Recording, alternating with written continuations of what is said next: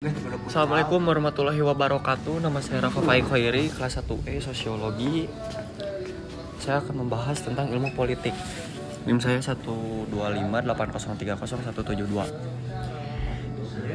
Jadi yang pertama, ilmu politik adalah ilmu yang mempelajari kekuasaan, pemerintahan, kebijakan, dan perilaku politik manusia dalam suatu bermasyarakat. Tujuannya untuk memahami bagaimana kekuasaan diperoleh, dijalankan, dan digunakan untuk mencapai kepentingan bersama. Lalu saya akan membahas ruang lingkupnya. Ruang lingkup ini menunjukkan apa saja sih yang dipelajari dalam ilmu politik. Biasanya dibagi menjadi 4 bagian utama, yaitu yang pertama ada teori politik.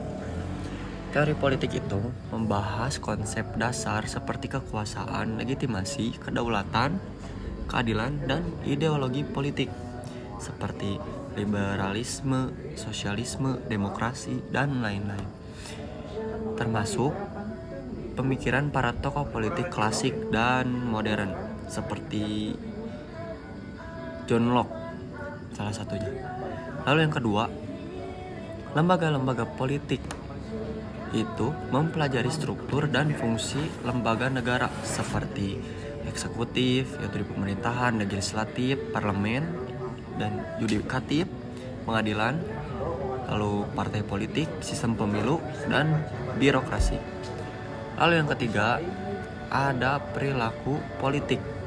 Perilaku politik itu menganalisis bagaimana individu atau kelompok berperan dalam politik, seperti partisipasi politik, opini publik, gerakan sosial, dan perilaku pemilih atau voting behavior. Lalu yang terakhir ada kebijakan publik dan hubungan internasional kebijakan publik, yaitu proses pembuatan dan pelaksanaan keputusan oleh pemerintah atau hubungan internasional seperti interaksi antar negara, diplomasi, konflik, dan kerjasama antar global. Lalu sebelum penutup saya akan menyimpulkan semua materi yang telah saya jelaskan sebelumnya. Ilmu politik adalah studi tentang kekuasaan dan bagaimana ia mempengaruhi kehidupan manusia dalam bermasyarakat.